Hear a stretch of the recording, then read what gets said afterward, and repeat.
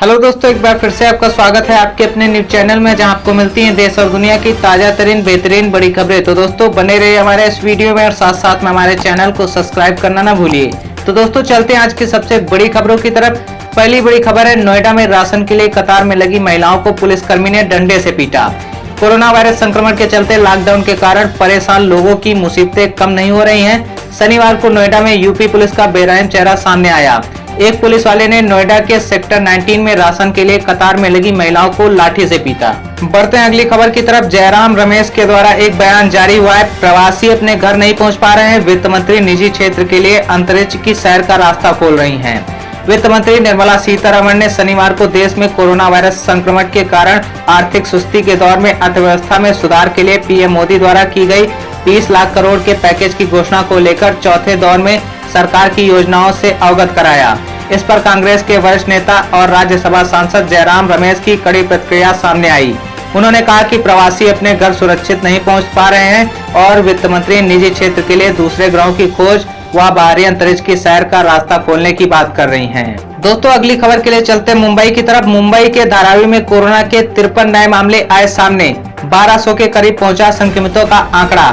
देश में लगातार बढ़ते कोरोना वायरस के मामलों के बीच मुंबई के धारावी में पिछले 24 घंटों में यहां इस वायरस के संक्रमण से किसी की जान नहीं गई और मरने वालों का आंकड़ा 53 पर स्थिर है। दोस्तों चलते हैं अगली बड़ी खबर की तरफ। वित्त मंत्री निर्मला सीतारमण ने किए कुछ बड़े ऐलान। केंद्र शासित प्रदेशों में बिजली वितरण का निजीकरण किया जाएगा।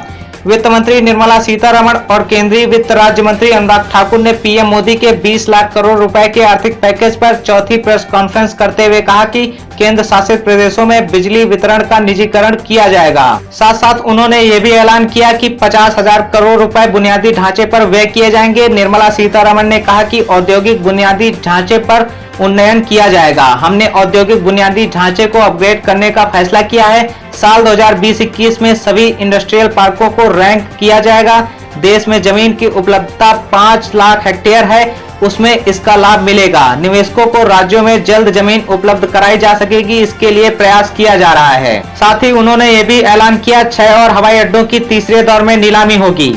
वायु क्षेत्र को लेकर ऐलान करते हुए वित्त मंत्री ने बताया कि भारत वायु क्षेत्र की पाबंदी को सरल और सुगम बनाने के लिए हम एयरफोर्स के साथ समन्वय करेंगे।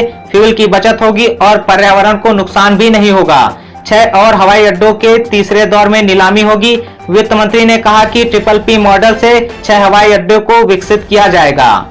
दोस्तों अब चलते हैं कोरोना अपडेट की तरफ। देश में कोरोना संक्रमितों का आंकड़ा 86,000 के करीब। पिछले 24 घंटे में 103 मरीजों की मौत।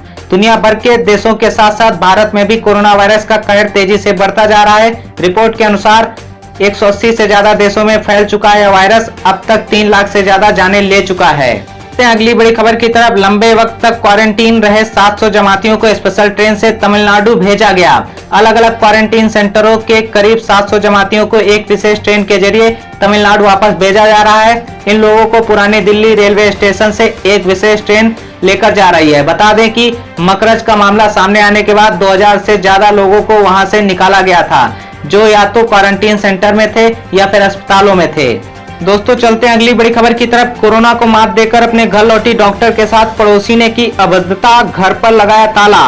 दिल्ली के वसंत कुंज में ऐसा एक मामला सामने आया है। कोरोना संक्रमण का इलाज कर रही डॉक्टर इसके चपेट में आ गई।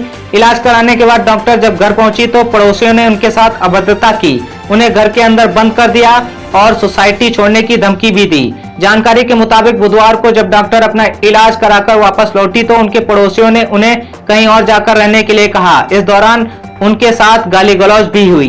दोस्तों चलते हैं अगली खबर की तरफ। औरैया में एक कप चाय ने बचा ली कईयों की जिंदगी।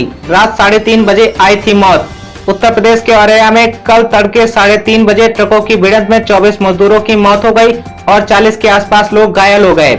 इस पूरे एक्सीडेंट को लेकर जो जानकारी मिली है उसके मुताबिक दिल्ली से आया एक ट्रक ढाबे पर खड़ा था। उसमें कुछ मजदूर चाय पीने के लिए नीचे उतर गए थे और कुछ बैठे थे। यह सभी उत्तर प्रदेश के अलग अलग जिलों के रहने वाले थे। इसी बीच फरीदाबाद से आ रहा एक दूसरा ट्रक जिसमें 80 मजदूर थे, पीछे से दिल्ली वाले ट्रक पर टक्कर मारकर पलट गया। फरीदाबाद वाले ट्रक में बोरियां लदी थी और इसमें झारखंड, बिहार, यूपी, पश्चिम बंगाल के प्रवासी मजदूर बैठे थे। इन्हीं बोरियों के नीचे कई मजदूर दब गए और जब तक इनको निकाला जाता इनमें से कईयों की जान चली गई। दोस्तों चलते हैं अगली बड़ी खबर की तरफ। राष्ट्रपति ट्रंप ने कहा हम भारत के साथ और नरेंद्र मोदी के साथ खड़े हैं। पीएम मोदी बोले थैंक यू। प्रधानमंत्री नरेंद्र मोदी ने अमेरिका के राष्ट्रपति डोनाल्ड ट्रंप को धन्यवाद कहा है।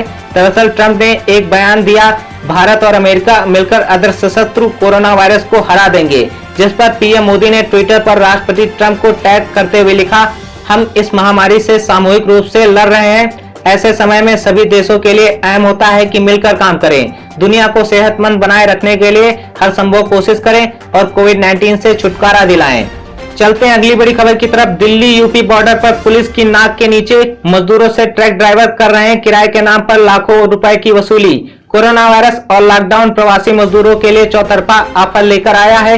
एक और जहां काम धंधे बंद होने से उन पर रोजी रोटी का संकट आ खड़ा हुआ है, वहीं उनकी मजबूरी का फायदा उठाने के लिए कुछ लोग चूक नहीं रहे हैं। दिल्ली एनसीआर के मजदूर अपने घर वापस लौटना चाहते हैं और उनसे किराए के नाम पर दिल्ली यूपी बॉर्डर पर जबरदस्त वसूली की जा रही है और यह सब कुछ पुलिस की नाक के नीचे हो रहा है। दोस्तों चलते हैं अगली खबर की तरफ। अगली खबर है हरियाणा से। राज्य के भीतर बस सेवाएं शुरू करने वाला पहला राज्य बना हरियाणा। हरियाणा ने अपने लोगों की सहूलियत के लिए अंदरूनी जिलों के लिए बस सेवा शुरू कर दी है। राज्य में बस सेवाएं 23 मार्च को राज्य द्वारा तालाबंदी की घोषणा के बाद बंद कर दी गई थी। यह इसलिए भी किया गया है क्योंकि राज्य के विभिन्न हिस्सों में फंसे लोगों की आवाजाही को आसान किया जा सके।